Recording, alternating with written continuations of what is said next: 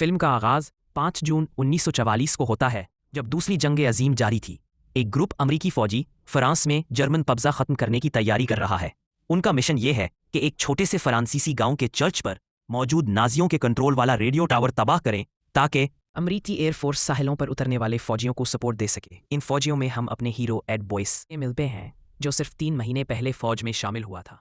उसे ज्यादा तजर्बा नहीं है और अक्सर बाकी फौजी उसका मजाक उड़ाते हैं कि वो बंदूक भी सही तरह नहीं चला सकता। लेकिन एड बॉयस इन बातों को नजरअंदाज करता है और मिशन पर पूरी तरह तवज्जो रखता है। थोड़ी देर बाद जब वो अपने हदफ के करीब पहुंचते हैं तो उनका जहाज जर्मन फौज के शदीद हमले की जद में आ जाता है। जहाज कुछ हमलों से बच निकलता है, लेकिन रास्ते में धमाके होने लगते हैं जिससे कई फौजी मारे जाते हैं।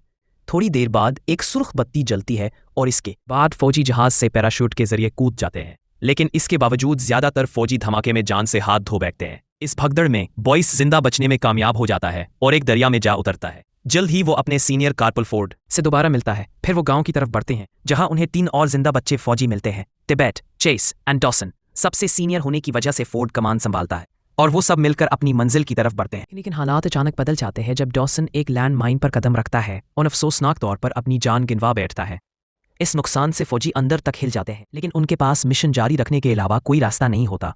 बाद में जब वो जंगल के रास्ते से गांव की तरफ जा रहे होते हैं तो अचानक उनकी मुलाकात एक नौजवान फ्रांसीसी लड़की क्लोई से होती है। क्लोई उन्हें देखते ही फौरन भाग जाती है, लेकिन फोर्ड हुक्म देता है कि उसका पीछा करो, क्योंकि कोई भी उनकी मौजूदगी के बारे में नहीं जानना चाहिए। फौजी हुक्म मानते हैं और जल्दी से उसे पकड़ लेते हैं। इस पर क्लोई अपनी हिफाजत के लिए छड़ी निकाल लेती है। फोर्ड आसानी से उसका हथियार छीन लेता है, जबकि बॉयस, जो फ्रेंच बोल सकता है, उसे यकीन दिलाता है कि वो उसे नुकसान नहीं पहुंचाएंगे। वो उन्हें बताता है कि वो सिर्फ चाहता है कि क्लोई उन्हें गांव तक रास्ता दिखा दे।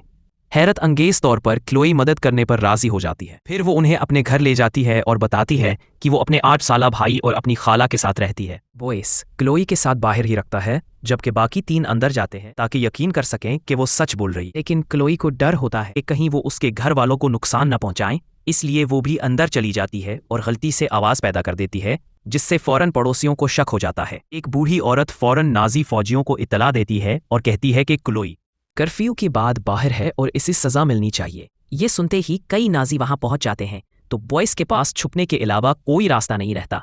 वो देखता है कि जर्मन फौजी क्लोई से गुस्से में बात करते हैं और उसे तंग करने लगते, लेकिन खुशकिस्मती से एक आला अफसर वहां आ जाता। उसे क्लोई अच्छी लगती है, इसलिए वो अपने मातहत फौजियों को डांटता है और क्लोई को जाने देता है। जर्मन फौजियों के जाने के बाद क्लोई और बॉयस घर के अंदर आते हैं और बाकी फौजियों से दोबारा मिल जाते हैं। अचानक एक कमरे से अजीब व गरीब आवाजें आती हैं, लेकिन क्लोई